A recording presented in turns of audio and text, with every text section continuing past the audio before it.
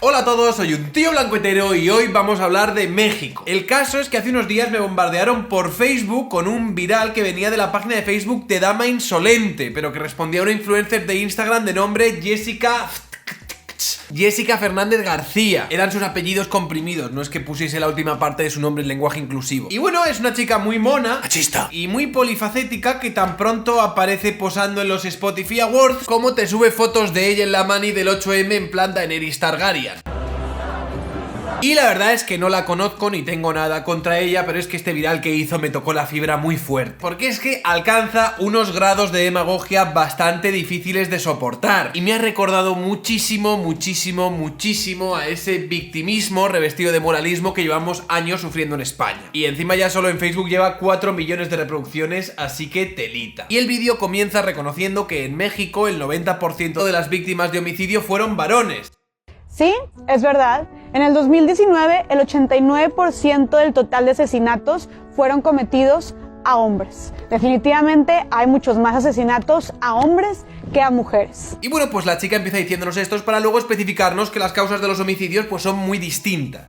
La diferencia es que cuando hablamos de mujeres, generalmente la causa del asesinato es muy distinta. A ver, parece que la chica esta la rueda no nos la va a descubrir. Evidentemente es normal que a dos grupos distintos y bien diferenciados, como son el grupo de hombres y el grupo de mujeres, la criminalidad les afecte de forma diferente, como prácticamente todo.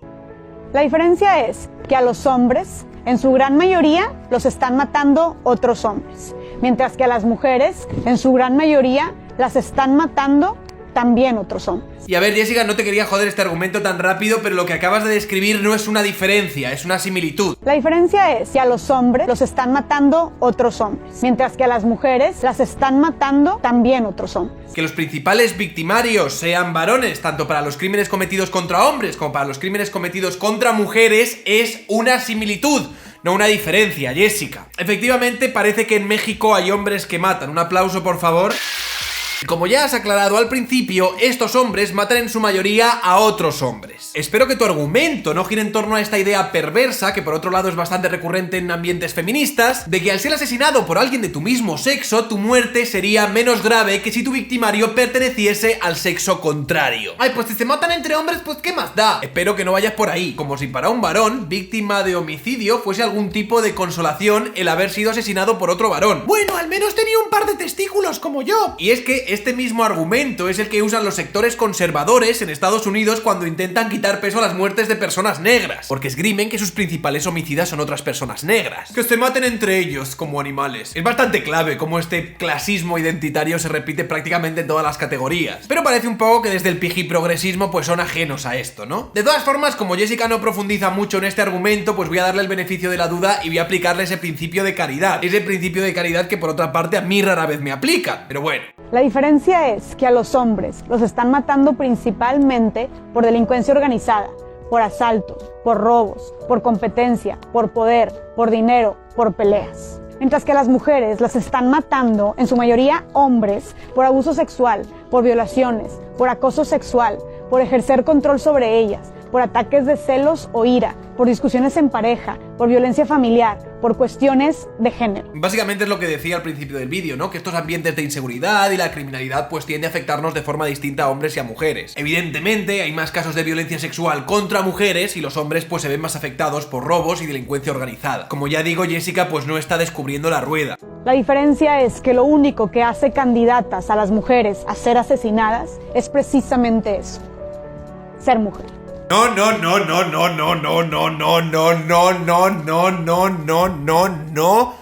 muy fuerte no. Se puede matizar, pero no. Las mujeres efectivamente se ven afectadas de forma desproporcionada por delitos contra su libertad sexual y muchas veces pues estos pueden acabar derivando en homicidios, sobre todo en un país como México. Esto no significa que, por ejemplo, otros varones se puedan ver afectados por delitos contra su libertad sexual, algo que sucede de forma bastante asidua en las cárceles, por ejemplo. Los hombres sí se ven afectados por delitos contra su libertad sexual, solo que aunque en mucha menor medida que las mujeres. Sin embargo, no hay que olvidar que los varones sí se ven desproporcionadamente afectados por el resto de tipos delictivos, que hace que el año pasado solo en México fuesen asesinados más de 30.000 hombres. Y nadie dice que a estos varones les hayan asesinado por el hecho de ser varones porque hayan sido víctimas de tipos delictivos que impactan desproporcionadamente más en el colectivo de hombres que en el colectivo de mujeres. Así que no, sí que existen depredadores sexuales, en su mayoría varones, que buscan sofocar sus pulsiones sexuales con sus respectivos objetos de deseo, que pueden ser mujeres, pero que también pueden ser niños o que pueden ser varones. Y existen perfiles de maltratadores que dejan caer toda su violencia y su espíritu de dominación sobre sus parejas, ya sean heterosexuales o del colectivo LGTB. Por otro lado, no existe el perfil de hombre que salga a la calle para matar mujeres simplemente por el hecho de que sean mujeres, generando esto último casi una analogía entre las mujeres y los judíos en el Holocausto. Lo siento, pero no, que ya sé que esto os viene muy bien para el relato ideológico que os queréis montar, pero es que no es así. Aparte, sería estúpido pensar que durante la Alemania nazi, un nazi tuviese 30 veces más posibilidades de ser asesinado que un judío, como sí que sucede en México entre los hombres y las mujeres. Si es que este tipo de frases como a los hombres los matan más,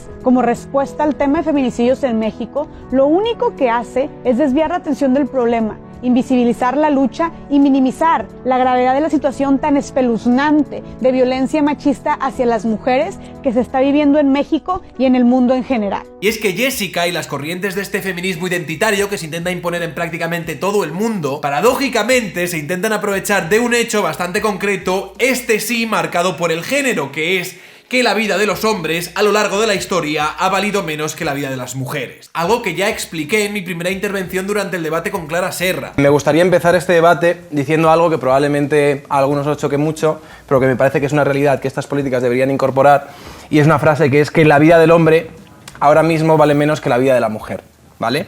Y esto es algo que sucede hoy en nuestras sociedades y ha sucedido a lo largo de la historia e incluso sucede en las sociedades más sexistas.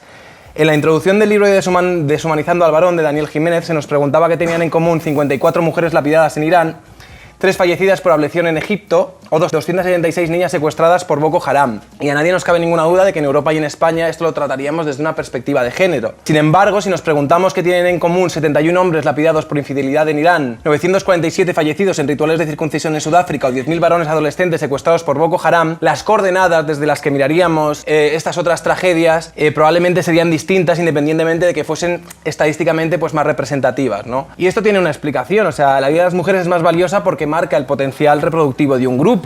Es básicamente una teoría de cuello de botella. O sea, 100 mujeres y un hombre pueden tener 100 hijos en un año, pero 100 hombres y una mujer solo pueden tener uno, ¿vale? Y estas dinámicas asociadas a la supervivencia del grupo, a día de hoy, pues no tendrían tanto sentido como a lo mejor tenían hace 2000 años. Pero cuando se habla de políticas de género, esto no se incorpora a esta narrativa. El reto de las políticas de género pasa por reconocer los problemas que tienen las mujeres, mientras invisibiliza, en parte, los problemas que afectan desproporcionadamente a la población masculina. No es de recibo, por ejemplo, que se haga un informe sobre el impacto de género de la construcción de los túneles de la M30 y se hable de que las más afectadas habrían sido las mujeres por la contaminación acústica y no se hable de los 700 accidentes, 5 de ellos mortales, que tenían rostro masculino, ¿no? Es también sospechosa la ausencia mediática de problemas desproporcionadamente masculinos, como que son la mayor parte de los muertos civiles y militares en los conflictos armados, que son el 79% de las víctimas de homicidio a nivel global, que son el 93% de la población reclusa, que son el 95% de los accidentes laborales, que son el 90% de las personas sin hogar y que son el 80% de los suicidios. Los principales afectados además por el fracaso escolar, el alcoholismo y las toxicomanías son hombres. Y es curioso que cuando sí se mencionan estos problemas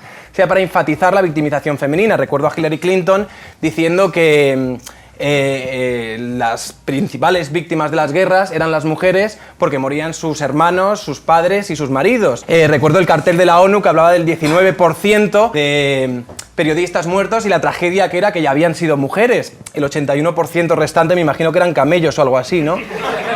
Y con esto no quiero plantear una corriente victimista en clave masculina, sino señalar que como sociedad intentamos atender los problemas y desigualdades que se generan para el sexo femenino, pero no se ha hecho la misma reflexión con el sexo masculino. Me da un poco la sensación que desde el feminismo está esta teoría de que es porque en un supremacismo patriarcal, ¿no? Pues los hombres como sujetos dominantes pues son responsables de sus propias miserias y es un problema que deberían resolver entre hombres. Como decía Leire, que no sé si está por aquí, en el libro que escribimos juntos, los hombres no se quejan porque saben que al otro lado pues no hay nadie escuchando, ¿no?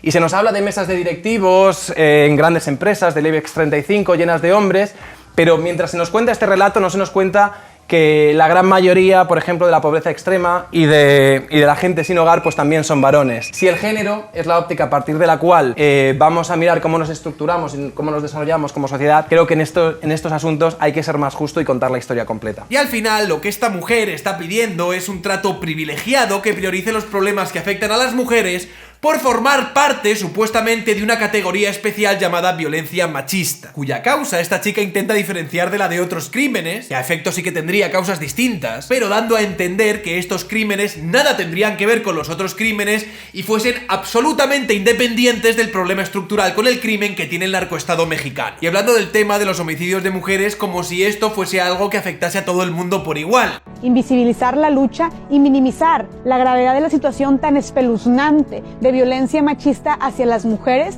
que se está viviendo en México y en el mundo en general. Y no es así. Si miramos, por ejemplo, la diferencia entre la tasa de homicidio entre México y España, en 2015 esta tasa de homicidio en México era de 16,3 por cada 100.000 habitantes, mientras que en España era de 0,7 por cada 100.000 habitantes. En España hay muchos menos homicidios y mucha más seguridad que en México, especialmente para las mujeres, siendo España de hecho uno de los países más seguros para vivir si eres mujer. A donde quiero llegar es a que España es un lugar mucho más seguro que México en prácticamente todos los índices de criminalidad que podamos medir, y eso se refleja en todos los delitos, tanto los que afectan principalmente a los hombres como los que afectan principalmente a las mujeres. Si se aumentara la seguridad en México y bajara la criminalidad, habría menos hombres, pero también menos mujeres víctimas de homicidio, porque al final todos estos delitos en un país como México responden a un problema brutal de inseguridad, y es que según la Oxfam, México sería el quinto país más desigual del mundo. El coeficiente de Gini para México es del 0,69, el quinto más alto del mundo, solo detrás de Nigeria, Suazilandia, Namibia y Sudáfrica. Esto significa que hay menor consumo y que hay menor producción, y esto impacta directamente en el crecimiento económico en la medida en que reduce las oportunidades en que la población en situación de pobreza pues tiene para salir de esa condición. Por lo que, por desgracia, para muchos jóvenes el crimen organizado pues se convierte en una alternativa viable para intentar prosperar en un entorno que interpretan como carente de posibilidades para ascender en la escala social. Y esto es sin duda uno de los principales problemas con respecto a estos altos índices de criminalidad que presentaría México. Según un análisis de la consultora internacional Copan, bastante más serio que el de la tal Jessica Fernández, los principales factores que propiciarían la violencia y la inseguridad en México serían la pobreza y la marginación, una infraestructura física precaria, la violencia intrafamiliar, la presencia de pandillas juveniles, la presencia de delincuencia organizada, la presencia de armas, drogas y alcohol, la presencia precaria de autoridad, que muchas veces tiene que ver con la percepción de esta autoridad, un ambiente de impunidad y procuración de justicia precaria, bajos niveles de organización comunitaria y de cohesión social, ausencia de la cultura de la legalidad e impactos transnacionales de la criminalidad. Vaya qué sorpresa que el machismo no sea ninguna de estas causas. Esto sería un análisis más o menos serio de lo que estaría sucediendo en México. Esto otro no. Lo único que hace candidatas a las mujeres a ser asesinadas es precisamente eso,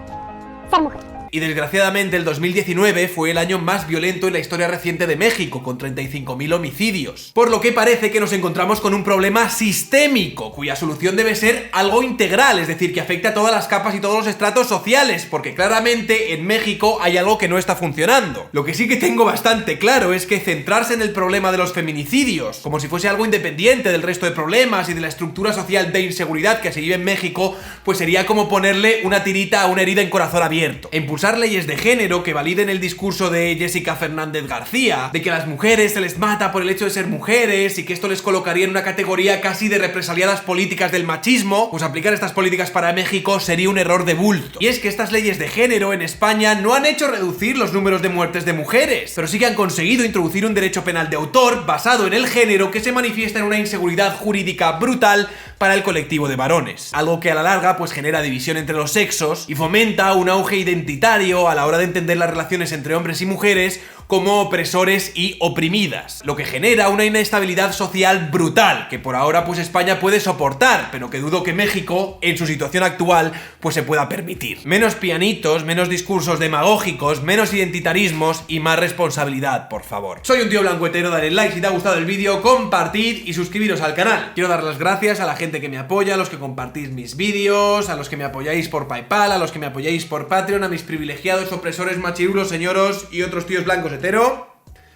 Gracias, no podría hacer esto sin vosotros. Y nada, me apetecía responder a este viral porque me había tocado mucho la fibra. Porque responde a un clásico que hemos visto mucho en España de la típica influencer que intenta conseguir seguidores a base de discurso de lágrima fácil y demagogia. Y no. Y si os gustaría que tocase temas o que respondiese a otros virales en otros países de Latinoamérica, por favor dejádmelo en la descripción. Y nada, no os voy a dar mucho más el coñazo. Un saludo y hasta otra.